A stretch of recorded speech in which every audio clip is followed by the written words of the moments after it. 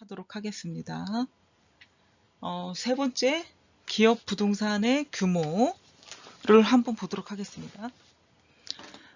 국내의 경우 2013년 4월에 발표된 참여연대 자료에 의해서 국내 10대 그룹 총 자산 대비 토지 자산의 비중이 얼마인가 봤더니 롯데가 20.5%, 현대중공업 12.4%, SK 7.3%, 삼성 5.1%, 현대자동차 8.1%에 이르는 것으로 나타나고 있고요.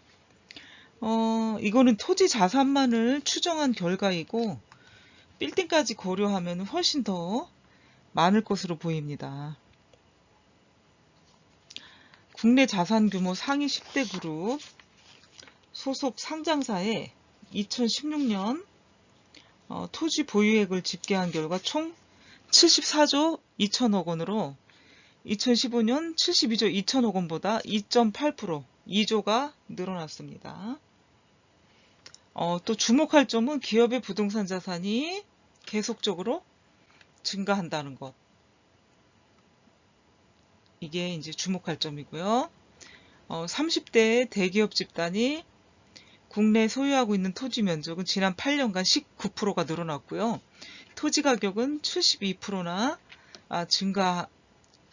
증가하였죠.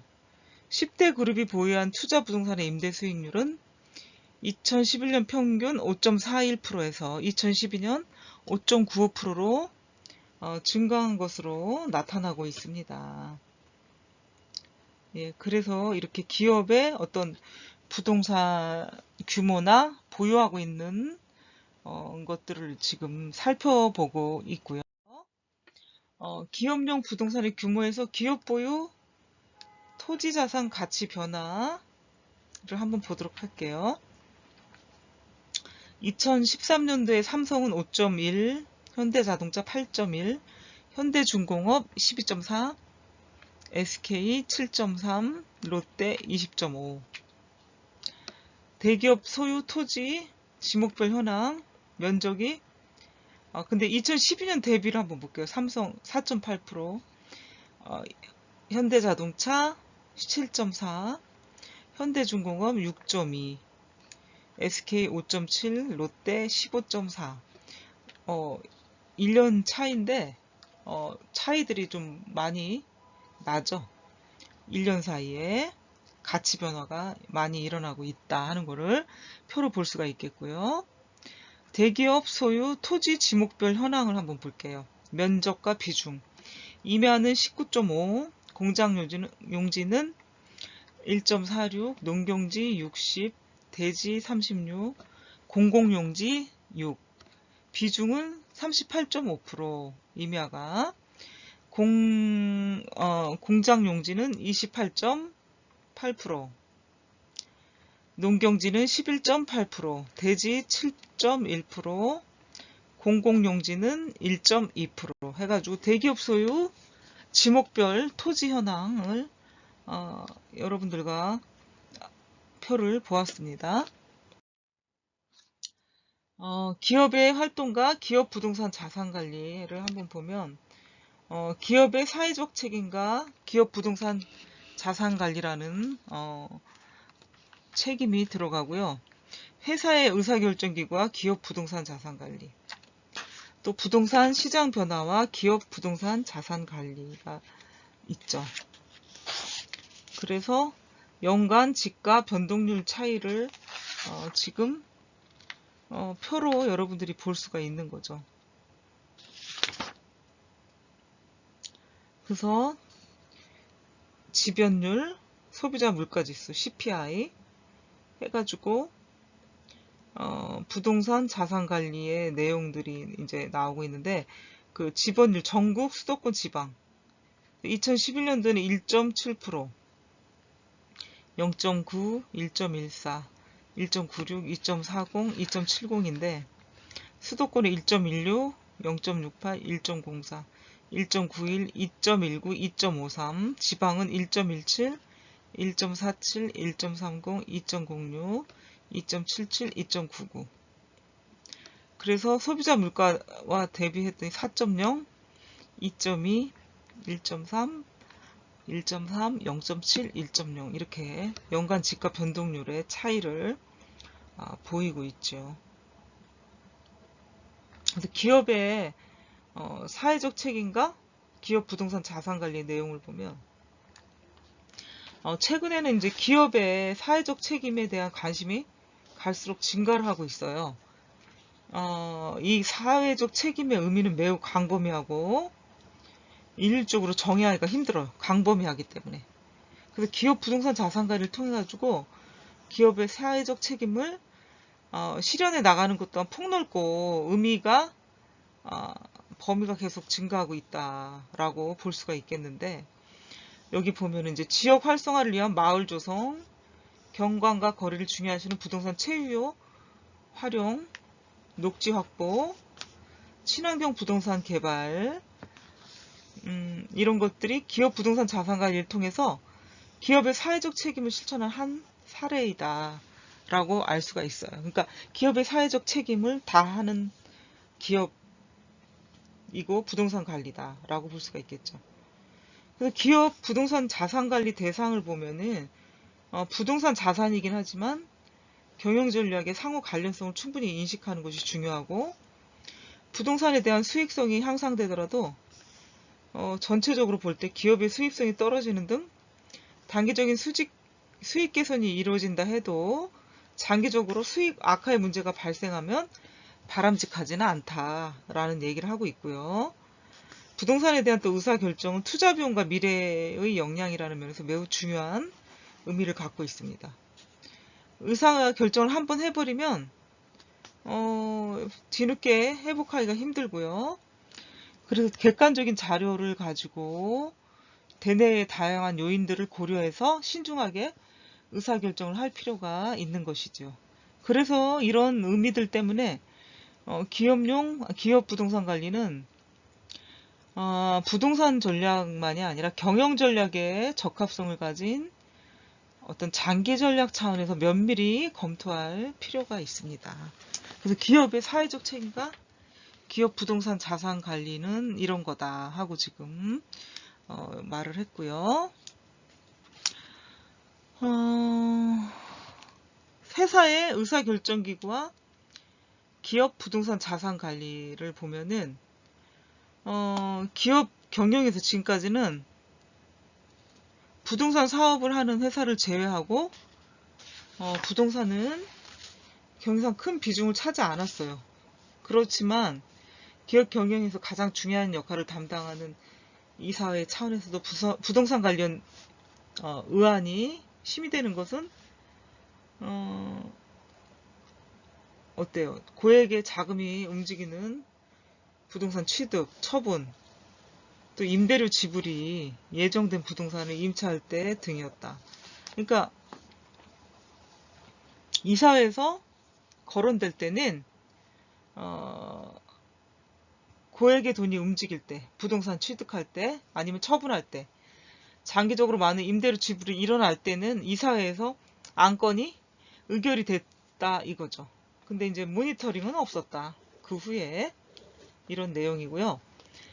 회사의 의사결정 기구라는 관점에서 부동산의 위상은 즉흥적인 대응에서 기업 부동산 자산관리란 명확한 경영 방침 아래 조직화하고 체계화된 경영 전략의 일환으로 대처해야 되는 상황으로 요즘은 바뀌고 있다 하는 걸 얘기하고 있고요.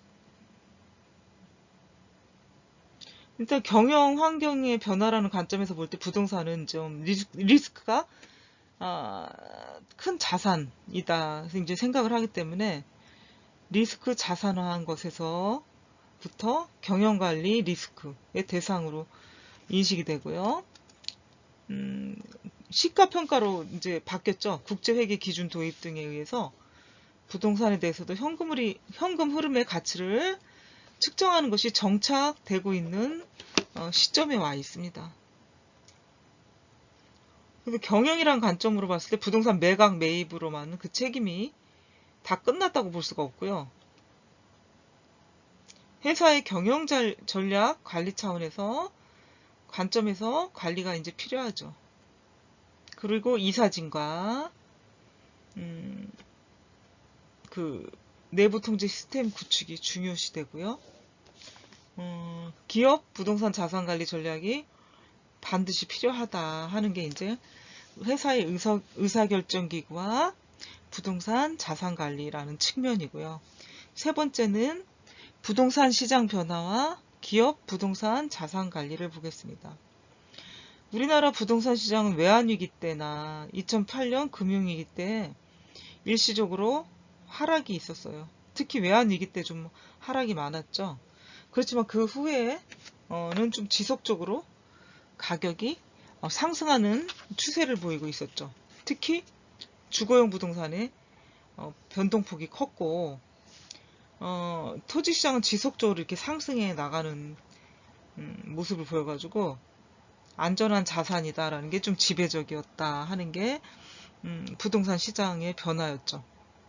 그리고 2011년 말부터 토지 가격은 계속 상승했어요.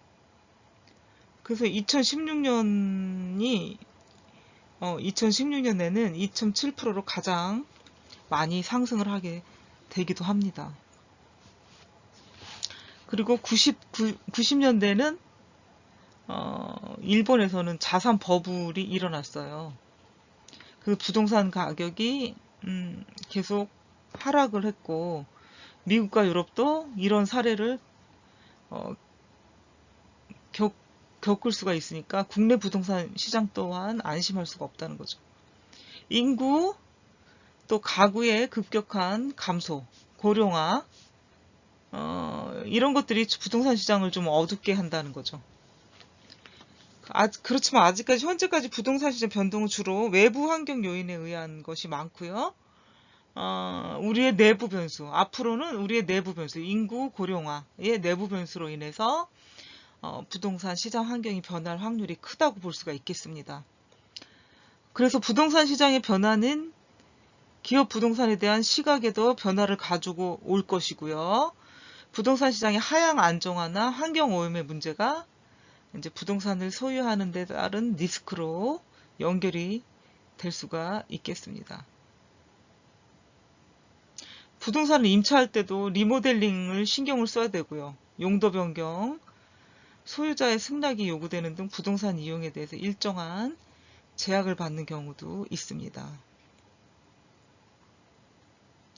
부동산은 생산재 하나, 그 다음에 자금 조달의 한 수단이었는데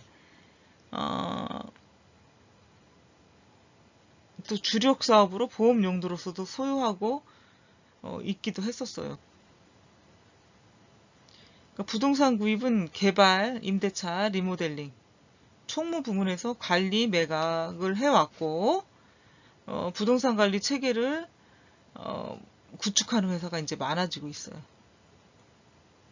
그래서 기업들은 이런 체계에서 전사적으로 어디서나 어떤 부동산이 얼마나 존재하는지 파악하기 어려웠기 때문에 앞으로는 좀 파악하기 쉽게끔 정확한 대응 방안을 마련하려고 하고 있습니다. 그 다양한 또 리스크 대비해가지고 중요한 경영 과제로 규정을 하고요. 사업에 얼마나 공헌을 했나, 효율성, 그 다음에 최유효 활용을 얼마나 했는지, 수익을 얼마나 냈는지라는 관점에서 어떤 시스템을 구축할 필요가 있는 것입니다. 그래서 기업 활동과 기업 부동산 자산 관리는 기업의 사회적 책임, 회사의 의사결정기구, 부동산 시장 변화에 따라서 기업 부동산 자산 관리를 해 나갈 필요가 있습니다. 네 번째는 M&A와 기업 부동산 자산 관리 전략인데, M&A는 이제 기업을 합병하는 거죠. 그래서 M&A는 합병, 또 주식 취득, 영업 양도 같은 모든 포괄적인 개념의 이제 M&A라고 할 수 있겠습니다. 그 M&A는 사업을 확장해 나가는데 이제 많은 시간이 소요되는데 시간을 단축하는 게 필요하죠. 그래야 기회를 또 잡을 수 있고 경영자원 확보 시간이 짧아지니까 좋은 거죠. 기업의 경영자원을 활용하기 위해서 다른 회사가 보유한 경영자원에 자사의 노하우나 아이디어를 부과할 수도 있어서 이익을 증대할 수가 있는 거죠. 더 중요한 거는 사업 시너지 확보죠. 사업 시너지, 사업 확장, 경영자원의 확보, 사업 시너지 확보가 되겠죠. 여기서처럼 사업 시너지 확보가 되겠고, 또 사업을 인수하는 것이 효율적이다. 시너지를 얻을 수 있으면. 그래서 M&A에 의해서 두 기업이 제휴함으로써 2배가 아니라 3배, 4배의 이익을 끌어내는 효과를 가져오고 유도할 수가 있어야 되겠죠. 그래서 M&A를 하는 것이고요. 또 양도 대가로 현금을 지불하는 경우가 주식, 기타, 자산 등으로 현물로 지불하는 경우도 있어요.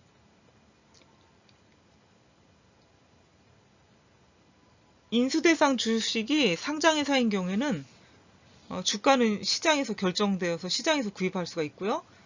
구매 금액은 고액이지만 자유롭게 그 기업의 주식을 구입할 수 있기 때문에 적대적 M&A 대상이 되는 경우가 있습니다.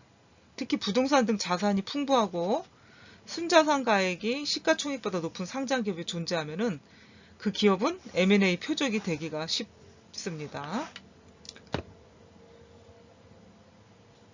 그래서 투자 부동산 비중이 높은 자산주라고 얘기를 하는데 종목과 시가총액, 투자 부동산 시가총액 대비 비중, 주가 순자산 비율을 한번 보도록 하겠습니다. 세아홀딩스가 6,120억 원, 2001년도 32.69, 0.36, 다우기술이 960만 1,000억 원,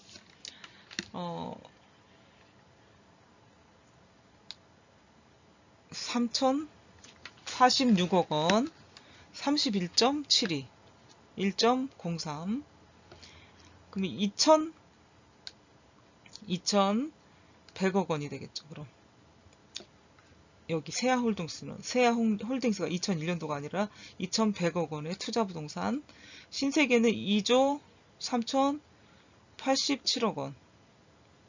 그러면 6,181억 원, 26.77%, 0.74%. 대림산업은 3조 1,250억 원. 투자 부동산은 8,267억 원. 시가총액 대비 비중은 26.45. 주가 순자산 비율 0.78. 대림을 했고, 영풍산업, 영풍이죠, 영풍. 1조 9,231억 원. 4,724억 원. 24.57%, 0.70 해가지고 투자 부동산 비중이 높은 자산주가 이렇게 되겠죠.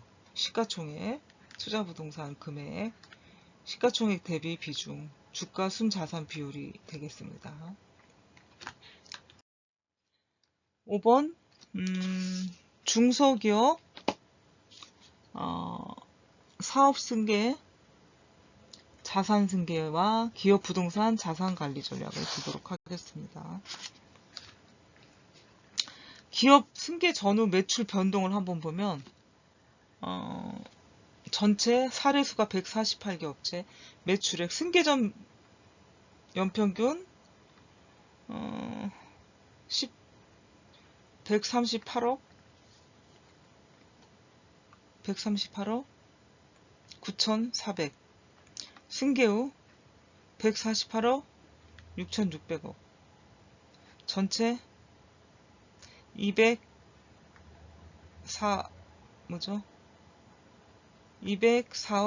9,900. 승계 전 평균 8.95, 승계 후 연평균 9.05, 현재 10%. 수출 비중이죠. 그러니까 매출액까지 해서. 그래서 이 중소기업의 사업 승계, 자산 승계, 이것들을 어떻게 관리하는? 우리나라 대부분 중소기업은 자본과 경영이 일치한다. 그러니까 자본 투자한 만큼 그 경영자가 투자자가 경영을 한다는 건데, 중소기업 중앙회가 발간한 2010년 중소기업 위상 지표에 따르면 중소기업은 354만 2,350개로 전체 사업체의 99.9%를 구성하고 있고요. 종사자 수는 1,402만 7,063명으로 전체 고용의 87.9%를 차지해요.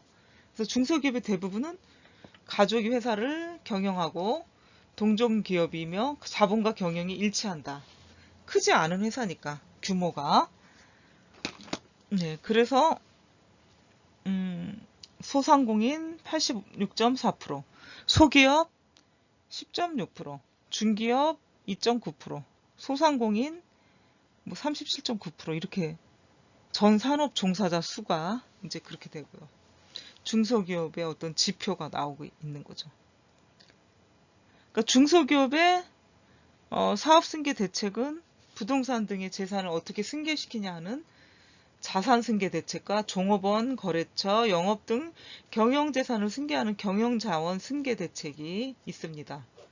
그래서 자산 승계 대책 중에서 가장 중요한 것은 자산을 경영자와 회사가 어떻게 분할하는가 하는 자산 분할의 문제고요.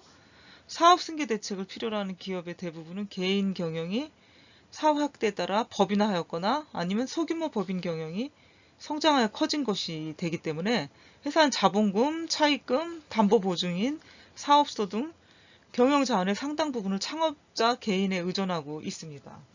중소기업의 모습이 그렇죠. 개인 자금으로 회사를 설립하고 금융기관 차입에도 개인 소유의 부동산을 담보로 제공하거나 개인 부동산에 임차해서 사업을 운영하는 경우가 많고요. 또 상속세, 절세 대책으로 개인 재산과 법인 경영이 일치하던 경우가 많습니다. 일본은 중소기업 경영자의 개인 자산 약 3분의 2가 사업용 자산이며 또 그 절반이 사업용 부동산이라고 합니다. 그래서 사업 승계의 어려움은 기업에 들어와 있는 개인 자산을 쉽게 분리할 수 없다는 것이며 자본과 경영을 분리하는 것이 사업 승계의 첫 걸음입니다. 자본과 경영을 분리하는 것. 그래서 이를 위해 가지고 사전 매매를 통해서 개인 자산 기업 소유로 전환하여 자산의 계속적 이용을 확보하는 것이 바람직하다는 것이죠. 중소기업들이. 그래서 이 사업용으로 사용하는 개인 자산을 기업 소유로 이관을 해야 되고 개인은 금융자산만 보유하게 돼요. 미래의 상속에서도 문제가 없고 나아가 이를 상속세 납세 자금으로 이용할 수도 있습니다.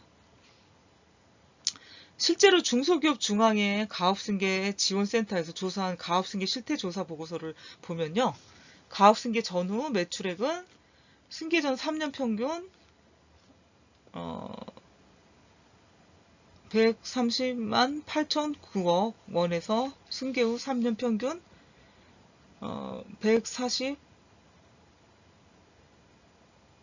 14만 8,007억 원으로 평균 7.2% 증가했고요.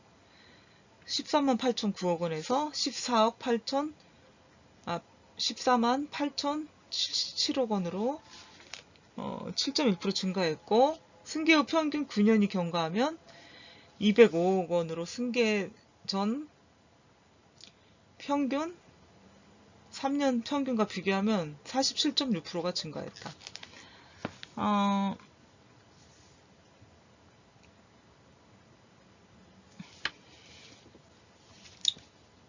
그래서 기업 승계 전후 매출 변동을 지금 여러분들이 이미 표를 보셨고요. 이미 자산을 법인에 이전시킨 경우에는 신설회사 설립을 사용해가지고 부동산을 양도하거나 자산을 남기고요. 사업 부분만을 회사 분할에 의해 분사화하고요. 반대로 자산을 회사에서 분사하는 등의 방법으로 부동산 관리 임대 부문을 사업 부문에서 분리할 수가 있습니다.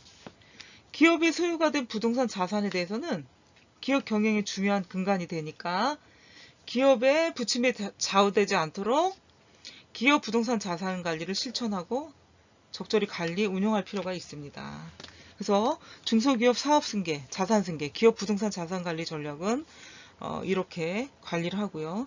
6번 기업의 세제와 부동산 자산관리 전략을 보도록 하겠습니다. 부동산 자산관리를 실행하면 그 기법에 따라 과세의 관계가 생기게 돼요. 그래서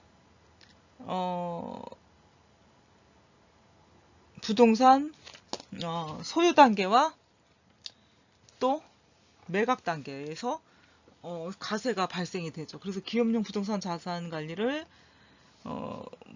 관리하는데 주의를 해야 할 필요가 있는데, 그걸 이제 관리하고 수행하다 보면 다양한 세금 문제가 이제 발생하게 돼요. 부동산을 이전하면 법인세법을 중심으로 한 그 플로우, 흐름을 기업 부동산 자산 관리 전략 책정에서 충분히 이해하고 반영할 필요가 있고요. 오너 기업에서는 부동산을 승계하는 기업 부동산 자산 관리를 추진할 수가 있는데, 요건 상속세법을 중심으로 한 스톡, 국면의 스톡 자산이죠. 재고를 고려하는 것도 필요합니다. 상속세법에 관한 거를 제고할 필요가 있죠. 다음, 기업의 부동산 자산관리 체제 구축을 보겠습니다. 조직 체제의 검토, 그 다음에 조직 체제의 재검토가 있고요. 기업 부동산 자산관리 관련 업무의 정의, 인재 양성, 아웃소싱, 3번 기업 부동산 자산관리 정보의 정비, 4번 기업 부동산 자산관리 평가, 5번 위험관리 체제 구축, 6번 IT의 활용이 있습니다.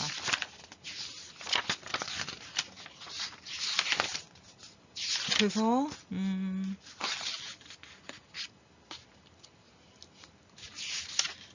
기업 부동산 자산관리 체제 구축에서는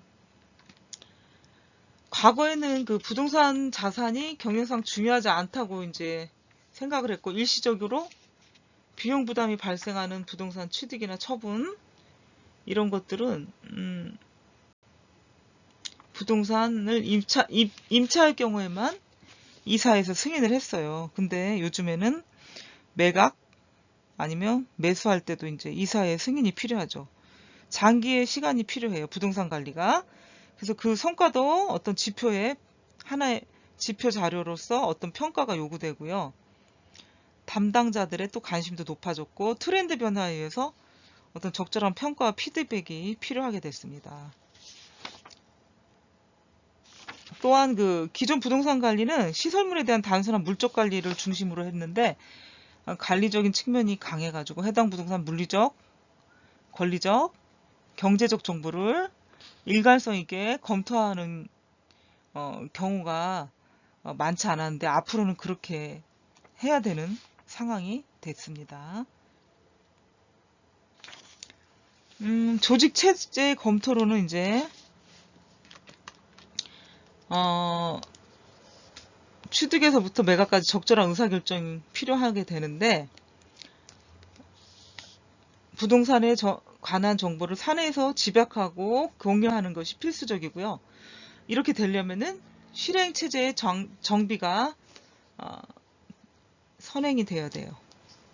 부동산의 취득과 매각은 재무 부분, 임대차와 수선 등은 총무 부분에서 담당하는 등 담당 부문이 별도로 존재할 경우 정보가 분리되어 책임 소재가 불분명해집니다. 그래서 경영 전략으로서의 기업 부동산 자산 관리 추진은 불가능해지니까, 이런 재직 체제에서 문제점을 파악을 하고요. 기업 부동산 관리 전략과 조화를 이룰 수 있는 조직 구조나 인사 체제를 검토할 필요가 있다는 거죠. 이원화되면은 정보가 이렇게 수집이 되지 않고 책임 소재도 불분명하기 때문에 그렇습니다. 그 기업 부동산 자산 관리 추진을 담당하는 조직은 경영 전략과 일체가 된 대응이 요구됩니다. 그래서 조직 체제의 검토가 필요하다 하는 것을 얘기하고요. 조직 체제의 재검토. 첫 번째, 두 번째, 세 번째가 있죠. 기업 부동산 자산관리 관련 업무의 정의, 인재 양성, 아웃소싱 전략. 그럼 기업 부동산 자산관리 관련 업무의 정리는 뭐냐? 부동산 취득 매각 후 투자효율 평가, 임대차 관리, 수선, 설비, 통폐합 등 복잡하고 다양한 게 이제 기업 부동산 자산관리 관련 업무거든요. 그래서 기업 부동산 자산관리를 실천하기 위해서는 현재 업무 체제와 그 내용을 파악을 해야 되고요. 기업 부동산 자산관리 추진을 위한 조직 체계를 구축해야 되고, 이 조직 체계를 만들었으면 기업의 업태와 규모에 따라 달라지면서 기본 기업 경영 전략에 근거한 부동산 의사결정을 위한 매트릭스 조직이 필요하다 할 수 있겠습니다. 또 인수합병 등에 의해서 성장해온 기업은 그룹사나 계열사 간의 동종 업무의 중복 등의 문제가 내재가 되어 있을 가능성이 높기 때문에 다시 체제를 구축하는 것도 필요합니다. 그러면서 첫 번째, 이게 첫 번째 내용이죠. 기업 부동산 자산 관리에 관련 업무 정리. 두 번째는 인재 양성. 이런 업무들을 하려면 개별성이 강해요. 부동산은. 그래서 부동산에 관한 업무는 복잡하고 종합적이에요. 부동산은 개별성이 강하다는 건 뭐냐면 지역적인 문제, 부동산의 특성적인 문제가 있지만 그것이 굉장히 단순한 게 아니고 복잡하고 다양한 문제들이 개입이 되어 있기 때문에 부동산 자산관리 수행을 합리적이고 적절한 방향을 설정하기 위해서는 관리 프로세스가 도입이 돼야 된다. 이 프로세스가 도입이 되면서 벤치마킹도 필요하고 이런 지표에서 평가하는 것 외에도 전문화된 인력들이 있어야 된다. 풍부한 경험이 있는 인력과 전문화된 인력이 필요하다. 그러기 위해서는 교육이 필요하죠. 그죠? 교육이 인재 양성할 필요가 있는 교육이 필요하다. 세 번째 아웃소싱 전략인데요. 기업에서 직접 관리해서 더 이득이 남고 이윤이다. 그러면 직접 관리를 해도 되지만 어떤 한두 부분을 관리하기 위해서 직접 관리하면 손해가 더 크다. 아니면 직원도 뽑아야 되고 부서도 만들어야 되기 때문에 손해가 크면은 그럴 때는 아웃소싱을 하는 게 더 유리하겠죠. 그래서 아웃소싱을 해야 될 아웃소싱을 해야 될 부분들이 있으면 그것들을 찾아서 아웃소싱 전략으로 가는 것도 굉장히 합리적인 방법이라고 생각을 합니다. 그래서 업무 프로세스를 재구축해서 부동산 관련 업무 모든 것을 조직 내에서 해결하는 것이 현실적이지 않기 때문에 업무의 효율성을 따지다 보면 아웃소싱이 훨씬 효율적이다. 그럴 때는 아웃소싱을 주는 게 좋다고 생각을 합니다. 세 번째, 기업 부동산 자산관리 정보의 정비. 이런 업무들을 보면 담당 부서별로 분리되어 있을 때 부동산의 정보 또는 기업이나 그룹 내에 산재해 있을 가능성이 크기 때문에 요거를 조직을 정비할 필요가 있지만 요거 정비하기 이전에 기업 부동산에 관한 정보를 일어날 필요가 있다는 거죠. 정비하기 위해서 기업 부동산에 관한 정보를 일어날 필요가 있다. 이게 기업 부동산 자산관리 정보의 정비다라고 볼 수가 있죠. 이런 거를 정보를 정비할 때 단지 정보를 모으는 것은 중요하지 않고요. 기업 부동산 자산관리 사이클에서 활용을 고려해가지고 평가가 가능하도록 데이터를 정비하는 것이 중요합니다. 이것까지 해야 정보의 정비가 됐다라고 얘기할 수가 있겠어요.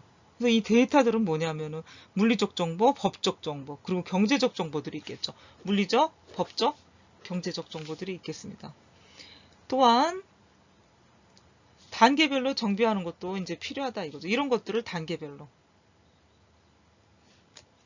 네 번째, 기업 부동산 자산관리의 평가. 기업 부동산 자산관리를 끊임없이 심화 발전시키는 거죠. 그러기 위해서 이제 평가를 하는 건데 이런 수행 결과를 모니터링하는 게 평가가 되겠죠. 그래서 이렇게 모니터링하기 위해서는 성과 지표를 설정하고 월별, 분기별 어떤 적절한 기간마다 수치로 계량화해서 평가하는 게 필요하겠습니다. 기업 부동산의 자산관리의 평가.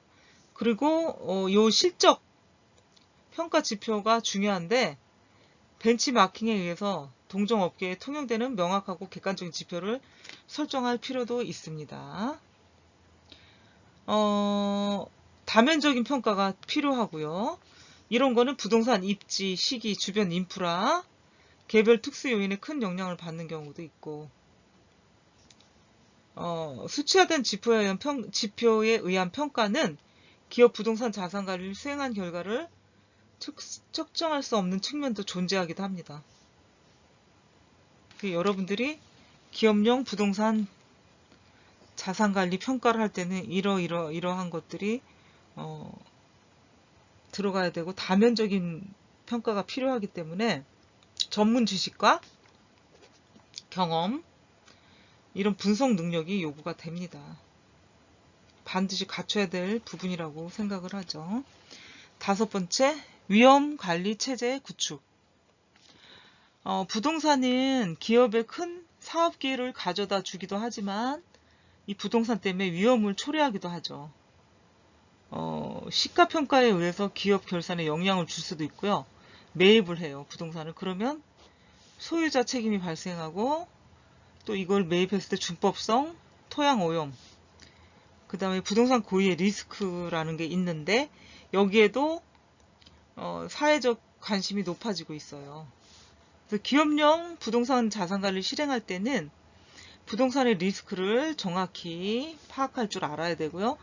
분석한 뒤 합리적인 대안을 모색하는 것이 중요하다고 볼 수가 있겠습니다. 그 맥도날드의 사례가 이제 교재에 나오는데 맥도날드 사례는 이제 여러분들이 교재가 있으신 분은 한번 읽어보면 좋겠고요. 6번째, IT의 활용이 나오고 있습니다. 그 기업 부동산 자산 관리 전략을 실행하기 위해서는 정보라는 거를 모아야 되잖아요. 그쵸? 근데 이거를 관리하고 또 추출돼야 되고 정비할 필요가 있는데 이거를 이제 IT를 활용해서 내부 통제를 구축해야 되겠죠. 그리고 업무 프로세스를 만들고 이 업무 프로세스를 만든다는 거는 비용을 절감할 수 있기 때문이거든요. 그래서 기업 경영층들은 이제 부동산에 대해서, 기업 부동산에 대해서 금방 책상에서 정보를 확인할 수 있고 의사결정을 할 수 있어야 되겠죠. 관리자 입장에서도 마찬가지고요. 또 각 부동산의 다양한 정보를 적시에 확보를 하면서 부동산 자산관리 업무 추진에 아주 큰 도움을 줄 수 있는 거죠.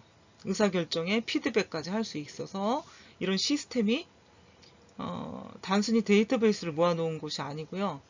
기업용 부동산 자산관리 업무 내용이 포함된 기능이 있기 때문에 업무를 효율적으로 볼 수 있게 기대할 수가 있겠습니다. 그래서 매우 좋은 거죠. IT의 활용을 할 수 있어야 된다. IT의 활용이 돼야 된다 하는 것이죠. 6번째, 기업 부동산 자산관리와 부동산 분석이 있습니다. 기업 부동산 자산관리의 부동산 분석의 필요성과 투자 가치의 비교에 의한 기업 부동산 자산관리 분석이 있습니다. 첫 번째, 기업용 부동산 자산관리 분석이 왜 필요한지 필요성을 이제 얘기를 하려고 하는데 기업의 어떤 각각 자산의 가치를 적정하게 평가를 해야 되겠죠. 장부 가격의 차이를 파악할 필요가 있어요. 장부 가격과의 실제 가격과. 그렇고 또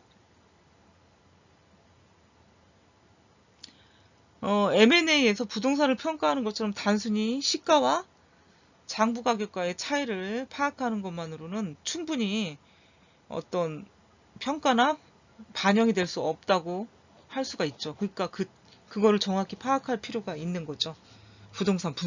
기업 부동산 분석을 하는 이유가. 그리고 기업은 사업용 부동산, 판매용 부동산, 투자용 부동산 등 자산을 소유하고요. 임차하여서 기업 활동을 수행하는데 사업용으로 활용되지 않은 그 유휴 부동산이 있을 거예요. 또한 기타 부동산도 보유하고 있고요. 그래서 기업 부동산 자산 관리에서는 그 각 부동산의 어떤 개별 평가가 있어야 되겠고, 기업 내에서 각 자산의 상대적인 위치도 파악을 해서 기업 부동산을 기업 가치 향상이라는 관점에서 다면적으로 평가할 필요가 있습니다. 그래서 1번 기업 부동산 자산 관리의 부동산 분석의 필요성을 얘기를 했고요.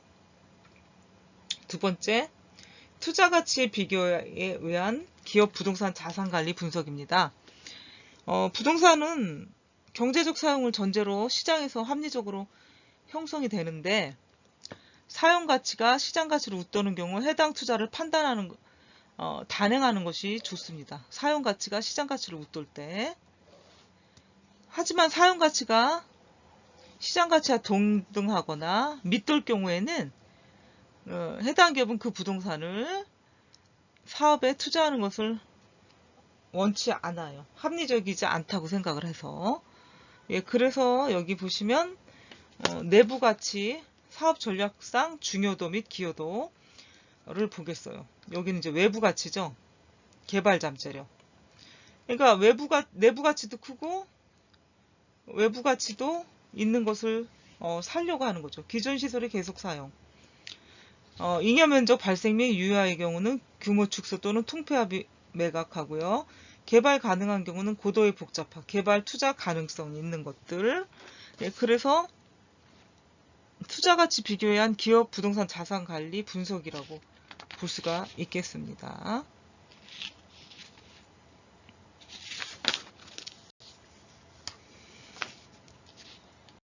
세 번째, 소유 임차의 성질과 비교에 의한 부동산 자산 관리 소유 형태의 선택인데, 이거는 이제 소유 임차 성질 비교를 하고 기업이 가지고 있는 부동산 소유 형태를 선택을 하는 거예요. 그래서 기업 부동산에 대해서는 비용 수익 분석에 의한 정량적 관점뿐만 아니라 경영 전략과 관련된 정성적 관점, 또한 기업의 재무제표, 부동산 시장 동향을 종합적으로 판단해가지고 이 부동산을 소유할 건지 임차할 건지 이런 장단점을 판단하고 개별 부동산 조건에 맞는 소유 형태를 결정하는 것이 유리하다 하는 것을 지금 얘기하고 있습니다. 네 번째는 재무제표와 기업 부동산 자산 관리 전략. 이 기업 부동산의 어떤 궁극적인 목표는 부동산을 효율적으로 활용하고 기업의 가치를 향상시키는 것이다 라고 볼 수가 있겠습니다. 그래서 경영 상태를 판단하기 위한 수치나 비율 등 다양한 경영 지표를 활용해서 기업 가치와 자산의 효율성 관계를 나타내기도 합니다. 그러면서 여기에 세 가지가 있어요. 총자산이익률, 투자자본이익률, 주가순자산 배율이 있어요. 그럼 첫 번째 총자산이익률을 한번 보도록 하겠습니다. 기업의 총자산에서 당기순이익을 얼마나 올렸는지를 가름하는 지표가 되겠습니다. 기업의 일정 기간 순이익을 자산 총액으로 나누어 계산한 수치가 되겠고, 특정 기업이 자산을 얼마나 효율적으로 운영했느냐를 나타내는 거죠. 이게 총자산이익률이다. 투자자본이익률을 볼게요. 기업이 실제 경영활동에 투입한 자산으로 영업이익을 얼마나 거뒀는지 나타내는 지표이다. 기업의 수익의 창출 역량을 측정하는 데 활용을 하고요. 기업 부동산으로 실질적으로 잠재 손해 상태에 있는 기업 부동산은 기업 가치 향상에 기여하지 않기 때문에 자본 이익률 향상에 대한 합리적인 계획이 없다면 다른 사업에 활용하거나 매각을 검토하게 됩니다. 그러니까 투자자분 이익률이 나지 않은 부동산에 대해서는 다른 사업에 활용하거나 매각을 검토한다. 세 번째, 주가 순자산 배율이 있습니다. 주가를 주당 순자산 가치로 나눈 비율입니다. 주가를 주당 순자산 가치로 나눈 비율. 주가와 한 주당 순자산을 비교한 수치이고요. 주가가 순자산에 비해서 1주당 몇 배로 거래되고 있는지를 측정하는 지표가 되겠습니다. 다섯 번째, 설비 비용 분석에 의한 기업 부동산 자산관리 평가예요. 매출에서 차지하는 설비 비용.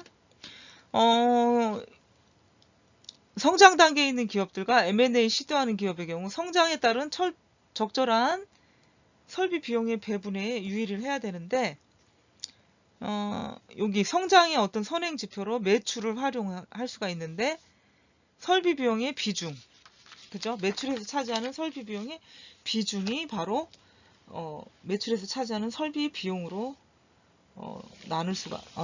볼 수가 있는 거죠. 또한 지출에서 차지하는 설비 비용을 볼게요. 매출에서 차지하는 설비 비용 분석과 비슷하게 지출에서 차지하는 설비 비용의 목표치를 설정할 수가 있는데, 여기서는 이제 판매와 지출 상황 모두 인정되는 경우이기 때문에 여기서는 지출에서 설비 비용이 차지하는 비중을 도입해가지고 비용을 억제하고 평준화할 수 있다는 거죠. 그래서 매출이나 지출과는 다르게 현금 흐름의 관점에서 이익과 자산, 설비의 효율 등을 평가하는 경우도 있습니다.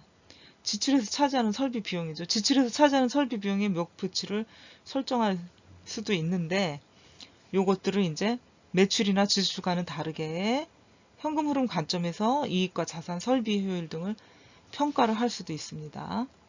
또 각 지표별 평가가 있는데, 설비 비용을 구성하는 각 항목별로 단가를 산출해서 개별적으로 이제 비교를 하는 게 각 지표별 평가가 되겠습니다. 구체적으로 이제 에너지 비용, 청소 위생비, 설비 관리비, 이런 것들을 가지고 단기 기준의 비교 평가 지표별을 설정할 수가 있습니다. 네 번째는 공간 가치와 설비 비용. 여기는 이제 기업 부동산에서는 단순히 재무적 평가 지표뿐만 아니라 만족도와 노동 생산성, 비재무적 평가 지표도 도입을 해야 되니까 다면적으로 평가를 해야 된다고 했잖아요. 그래서 사업소별로 시설 이용자의 만족도, 면적 효율이나 설비 비용, 시설로 시각화하고 문제가 있는 시설에 대해서 이전 아니면 근본적인 재검토를 고려할 필요가 있습니다. 이게 이제 공간 가치와 설비 비용이라고 할 수가 있겠습니다. 다섯 번째, 기업 부동산의 배치 분석. 고객과의 접근성이 중시되는 기업이 기업 부동산 자산관리 전략을 검토할 경우에 소유 부동산의 배치 적정화를 검토할 필요가 있습니다.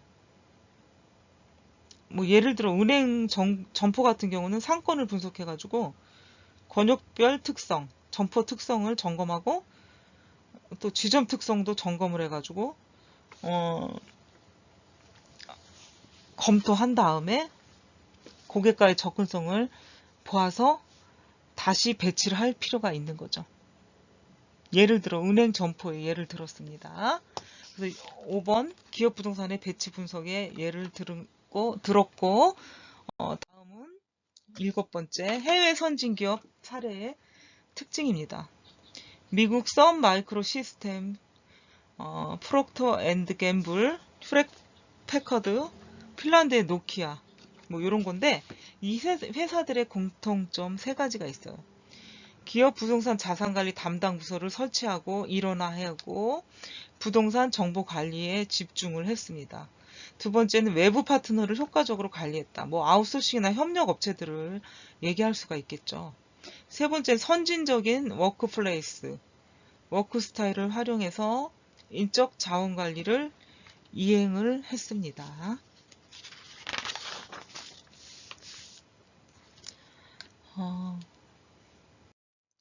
기업 부동산 자산 관리 분야에 어떤 유의할 사항이 있는데, 기업은 부동산을 기업 가치 향상을 위한 경영 자원이라는 관점에서 부동산 정보를 일어나 전문 부서를 설치하고 이런 거를 할 수 있는 자회사를 설립을 해야 된다. 또한 정확한 아웃소싱 부문을 검토할 수 있어야 되고요. 세 번째는 전문적인 인재 양성이 선행되어야 합니다. 전문가가 필요하거든요. 이제는 점점. 매뉴얼을 통해서 정기적으로 업무 범위와 역할 등에 대한 규명이 필요합니다. 시스테마 이런 것들이 기업 부동산 자산 관리 분야에서 유의해야 되고 필요한 사항이라고 볼 수가 있겠습니다.